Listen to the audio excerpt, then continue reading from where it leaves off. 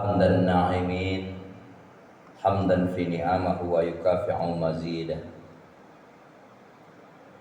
الحمد لله الذي قد أعطانا نعمة وهداية حتى نستطيع وأن نجتمع في هذا المكان المبارك.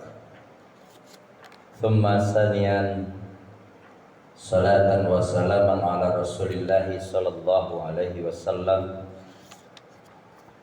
اللهم صل على سيدنا محمد وعلى آل سيدنا محمد.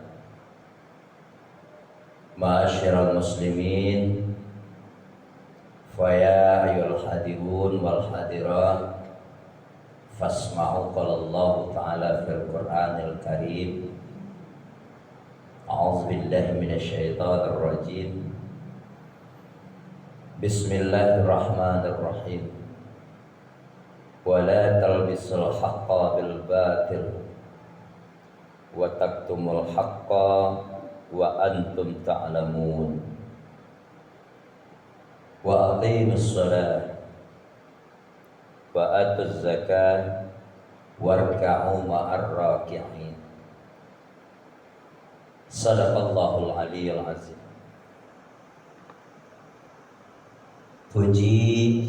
Puja, syukur kehadirat Allah Subhanahu wa Ta'ala yang senantiasa melimpahkan rahmat dan karunia-Nya kepada kita semua. Alhamdulillah, berkat itu semua Pak, berkat itu semua Bu, kita dapat kembali melangkahkan kaki, mengayunkan tangan menuju rumah Allah yang kita cintai ini di sisa-sisa kehidupan kita. Jangan termenung pula kita nanti mendengar sisa-sisa kehidupan. Nah, ada kita yang awal di sini. Karena sampai sekarang tidak satupun seorang yang ahli ilmu atau yang hebat psikologinya yang bisa mentafsirkan, memastikan kapan dia akan menghirup udara segar di permukaan bumi ini. Mungkin itulah bahasa yang patut saya sampaikan tadi. Salawat dan salam di baginda Nabi Muhammad Rasulullah Sallallahu Alaihi Wasallam. Kita yang sayang dan ingin juga dicinta oleh Rasulullah, mari sama-sama juga sering menyebut nama beliau. Dalam salah satu hadis beliau, salah satu bentuk tanda orang hambaku, umatku yang cinta kepadaku, dia sering menyebut nama. Atau ada yang dengar orang lain nyebut namanya, dia jawab dengan sautan lain, Allahumma sholli ala Sayyidina Muhammad. Imbang dia. Mudah-mudahan ibu dan bapak hadirin yang dirahmati Allah, fahamun kita ini yang biasa menyebutkan salawat kepada Rasul, kita hendaknya salah satu nanti umat Nabi Muhammad fi yaumil akhir, di mana disitulah ada lagi naungan selain daripada perlindungan Allah, kita hendaknya dapat juga. Amin ya rabbal alamin. Masyarul muslimin, bapak-bapak, ibu-ibu, hadirin wal hadirat yang dirahmati Allah. Di penghujung Ramadan ini 2004 ini, ibu dan bapak, saya akan coba kasih tema. Nah, kita yang hadir di sini kan baru dikatakan umurnya udah lebih dari 30 tahun ke atas. Yang jelas seperti kata Campuk tadi, untuk tahun akan datang kita ada yang berani memastikan bisakah kita menghirup udara segar di Ramadan yang akan datang. Itu belum bisa kita pastikan. Namun dalam hal ini Islam pun menyenting kita, memberikan sebuah pandangan kepada kita. Sungguh pun kita tidak bisa memastikan hidup setelah ini, apa-apa yang akan kita lakukan setelah ini, hanya sebuah perencanaan, ya kan? Allah berikan pegangan kepada kita melalui firman-Nya sebagaimana yang kita sampaikan tadi. Walaupun kita tidak bisa memastikan, tapi setidaknya Allah memberikan sebuah hadiah kepada kita. Jaga seluruh bentuk amal ibadah yang susah-susah kita tumpukan. Dan cukup Allah saja kaum muslimin rahimahullah. Nabi di satu sisi pun juga bersabda. Apa kata Nabi? Ada nanti 6 perkara kalau kita tidak hati-hati, seluruh perjuangan bunda di Ramadan ini atau di luar Ramadan sebelum-sebelumnya yang sudah ada nilainya di sisi Allah, lambat laun akan dikikis, Pak. Nah, jadi untuk tema kita malam hari ini, muhasabah di penghujung Ramadan atau renungan di penghujung Ramadan, atau tema mungkin yang tepat kita kasih hari ini. Mudah-mudahan Allah Subhanahu wa taala ijabah seluruh doa kita dan kita diberikan keselamatan fid dunya wal akhirah. Amin ya rabbal alamin. Masyarul muslimin rahimakumullah. Allah berbicara wala talbisul haqqa bil batil. Jangan sekali-kali kita percampur adukan antara perbuatan hak dengan yang batil. Ini baik ya Bu ya, secara fisik, secara zahir, ataupun secara batiniah. Perbuatan yang dimaksud di sini bukan sekedar yang tampak saja. Contoh, kita sakiti orang dengan kekuatan kita, dengan tangan kita, itu tampak tuh. Sengaja kita mengambil yang bukan hak kita dijadikan hak kita sendiri, itu sengaja tampak. Yang batinnya apa? Berupa pikiran, berupa hati, suuzon, sakit hati, iri hati, dengki hati. Ini tidak boleh. Kalau secara zahir mungkin masih bisa kita tahan-tahan ya. Selagi tidak ada kompor pula yang manas-manasin di antara pihak keduanya, pihak ketiganya, masih bisa. Nah, kata Allah Subhanahu wa taala dalam tafsiran ini kaum muslimin, ketika kita berbuat, sungguh pun itu untuk dunia kita, dia akan ngalir pada akhirat. Contoh ini ya, contoh Pak, Bu yang berprofesikan dagang, apalagi Ramadan ini. Kalau kita seorang pedagang, jangan coba-coba nimbun barang yang sudah kualitasnya rendah dijadikan naik. Caranya gimana? Yang buruk itu ditaruh di atas, yang rendah ditaruh ke bawah. Walaupun tujuan kita seperti itu, apalagi sudah diniatkan dari dalam, ini udah kena gitu ya. Memang betul prinsip orang dagang dalam sistem ekonomi apa? Pergi dengan modal yang cukup, pulang dengan untung yang banyak, yang dituntut dalam hal ini sesuai dengan garis kriteria yang dituntut dalam syariat Islam. Kita tinggalkan firman Allah dulu sebentar. Kita jenguk pula apa pesan Rasul. Sittatul asya kata Rasulullah, tuhbitul a'mal. Jadi sama artinya dengan tadi. Kalau tadi Allah sampaikan dengan gara-gara mempercampur adukan ulah perbuatan kita, rusak semua amal ibadah. Ini Nabi perjelas lagi. Apa yang 6 tadi? Ada 6 hal yang akan merusak nilai ibadah. Yang pertama kata Nabi, al-istighalu bi'uyubil khalqi. Jangan suka kita mencari atau mengorek-ngorek aib saudara sendiri. Dia cari terus kesalahan, jadi cari terus. Apalagi dalam hal ini sudah ada unsur awal-awal sudah kebencian, dicari-cari terus. Nggak sadar dia kaum muslimin ini, mohon maaf ya, tanpa menyebut suatu objek kita. Ini contoh sampel. Nggak menyebut suatu objek. Ya kalau memang ada pada diri kita, ayo ansur-ansur kita tinggalkan. Percuma dong. Sudah 1 bulan, hampir sebentar lagi lebaran, nggak pula kita tinggalkan penyakit ini, samalah kita seperti yang digambarkan Allah dan yang diprediksi oleh baginda Rasulullah. Jadi orang yang tadi itu tidak sadar dirinya, ketika dia sengaja ngorek-ngorek aib orang lain, dia cukupkan sampai situ, enggak, muncul loh pun penyakit baru. Apa itu? Iri. Dengki akan muncul dari dirinya. Setelah itu pandah juga terfitri, tidak tertahan juga, muncul lagi kembali dalam dirinya fitnah. Bahaya itu. Saking bahayanya kalau kita tidak hati-hati. Maka kita butuh ibu bapak hadirin yang dirahmati Allah. Rasulullah pesan orang mukmin itu senjatanya doa dan zikir. Nah, terkadang itu pula yang dilarang-larang sekarang. Aneh aja, Rasul aja sendiri nyata-nyata sampaikan, wahai orang mukmin, ad-du'a usilahul mukmin, doa itu senjata kita. Imaduddin, tiangnya dari agama. Wa nurullahu samawati wal ardh. Coba kita bayangkan ada suatu kubu, dua kubu yang sedang berperang. Satu di sana, satu di sini. Yang satu pakai senjata, yang satu tidak. Coba dengan logika sehat, siapa yang habis kira-kira? Logika sehat mengatakan pasti orang yang tidak punya senjata ini.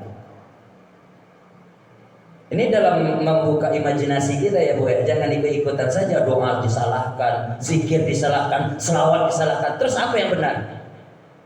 Coba. Itu adalah tuntunan sunnah Rasulullah. Jadi melalui mimbar ini kaum muslimin rahimahumullah, ayo perbanyak doa. Kan kita gambarkan dua kubu yang sedang perang tadi itu, satu di sana, satu di sini. Kita sebenarnya yang saya maksud itu bunda, Pak, awakku yang sedang parang sebenarnya. Awakku ditampek yang tidak strategis. Setan-setan itu tampeknya strategis, Bon. Ada bapak ibu yang bisa lihat setan? Ada, bunda ada. Nah, coba dengan apa bunda melawan itu? Dengan rukuk sujud, rukuk sujud, rukuk sujud gitu aja. Mana doanya? Jadi tidak salah Rasulullah sampaikan doa. Allahumma ahyina bil iman, itu bagus ini. Ya Allah, hidupkan aku dengan iman, wa amitna bil iman, matikan aku dengan iman ya Allah. Wasurna bil iman, dan bangkitkan kembali aku dengan iman. Wa adkhilnal jannata mal iman. Ini dibanggakan, itu kekuatan-kekuatan kita. Menjelang kita kuat 80, 40 masih kuat mungkin ya, 50 masih kuat. Kalau udah nampak penyakit, ayo tambah langang sajiku jadinya. Jadi sekali lagi, jangan pernah kita remehkan kekuatan zikir, kekuatan doa, kekuatan selawat atau puji-pujian. Jangan kita remehkan. Nah, kembali kita ke poin tadi. Jadi orang yang pertama sekali tadi itu suka mengorek aib orang lain, dia tidak sadar akan memunculkan penyakit yang baru. Fitnah. Kecil Nabi apa fitnah? Al fitnatu asyaddu minal qatl. Fitnah yang lebih kejam daripada pembunuhan. Berapa banyak hikayah yang kita baca ibu dan bapak. Berapa sejarah-sejarah kita lihat, hancur para pemimpin kita gara-gara fitnah. Bahkan baginda Nabi Muhammad Rasulullah Sallallahu Alaihi Wasallam pernah tereksekusi, pernah pindah, pernah dijajah, pernah dituduh ini segala macam gara-gara fitnah. Ini tidak hati-hati. Awalnya kan sakit hati itu kan. Bahaya penyakit ini. Yang kedua kata Nabi, wa qaswatul qalbi. Nah, ini juga parah ini. Kesat hati orangnya. Tidak mau terima kebenaran, yang benar dirinya saja. Kalau sudah seperti ini, biasanya akan muncul yang baru, yang pelit. Pelit bukan saja dari segi harta, tapi juga dengan senyum. Bahkan amal ibadah yang paling mudah pun juga pelit ya. Selisih dengan teman walaupun bersaudara padahal sudah sekidah. Jangankan salam, senyum saja pelitnya minta ampun. Nah, ini orangnya yang disebut dengan waqaswatul qalbi. Ini senjata diberikan Nabi kepada kita juga ada. Tentang senyum, Pak. Jadi ibadah yang paling gampang itu senyum, pun. Ketemu benda dengan saudara di lapangan atau di mana saja, senyum itu ibadah. Tabassumaka ila akhuka laka shadaqah. Ibu-ibu dokter, ibu-ibu perawat, ini tanpa dia sadari kalau dia tahu senyum itu bagian ibadah, terkadang itulah yang membuat bumbu sembuhnya para pasien. Mungkin ini sebuah yang tidak pernah kita sadari atau kurang kita sadari, sekarang kita pupuk kembali. Tidak terus ibu-ibu saja, siapapun kita, amalan yang paling mudah itu senyum. Tapi batasi ya, jangan senyum melulu. Kemana pergi senyum, kemana pergi senyum. Nah, akhirnya lain pula yang akan terjadi. Udah Pak. Yang ketiga, wa qaswatul qalbi. Sudah. Qilatun haya. Yang ketiga hubbud dunia. Hubbud dunia itu artinya orang yang terlalu cinta kepada dunia. Hari-harinya dunia saja. Sampai-sampai lupa dia tujuan hidup, lupa dia sebagai tanggung jawab sebagai kepala keluarga. Ini orang yang paling parah. Ada dalam kitab sebuah Imam Al-Qushairi sampaikan, Al-Ihkam yaitu disampaikan bahwa al-mutakabbiru haqqan ini hamba Allah yang paling sombong dalam hal ini. Saking sombongnya, jangankan untuk tanggung jawabnya sebagai kepala keluarga, sudah jelas pasti tujuannya dihidupkan oleh Allah pun dia akan lupa. Kita ini kan ditintakan Allah kan illa liya'budun. Kita ini diciptakan oleh Allah untuk ibadah, Pak. Kok ibadah sih kami tahu ibadah Ustaz, Bapak Rajo kami. Ada lagi settingan. Kalau kita mau memasang niat dalam hal ini, kita seorang pedagang, yang penting 5 waktu tidak kita tinggalkan. Ketika kita disibuki dengan kegiatan, jadikan pekerjaan kita dalam rangka mencukupi kebutuhan ekonomi tadi dengan niat lillahi ta'ala. Maka pekerjaan kita tadi menjadi statusnya adalah ibadah. Pak bapak yang pergi pagi pulang malam peras dengan banting tulang, gak apa-apa. 2 saja perlu kita ingat. Jangan lupa tanggung jawab kepada keluarga sebagai kepala keluarga. Yang kedua 5 waktu tadi tolong. Ketika azan berkumandang hayya 'alas shalah. Jangan mentang-mentang kita ada kerjaan kita tinggalkan seenaknya saja. Hari ini kita gampang mengerjakan, dengan mudah pula Allah akan meninggalkan kita nantinya.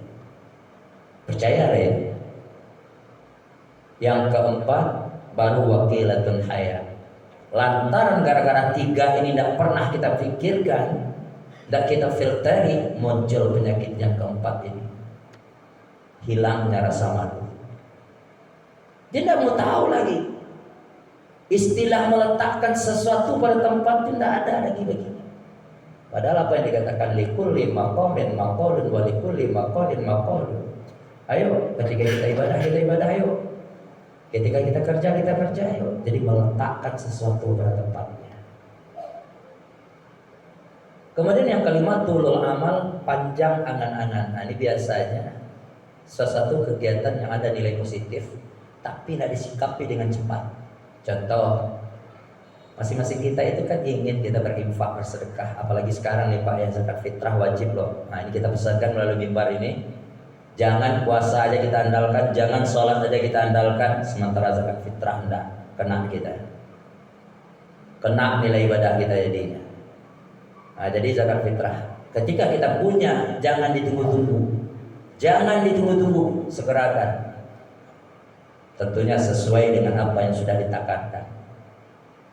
Tulul amal ini adalah sebuah perencanaan ingin membayar sesuatu, artinya panjang angan-angan. Tulul amal, panjang angan-angannya ingin berbicara, saya ingin infak, saya ingin bersedekah, tapi saya nggak ada uang. Ayo gitu. Nggak apa-apa. Tapi ingat, seluruh yang ada jangankan terucap, yang terpetik di hati itu Allah tahu.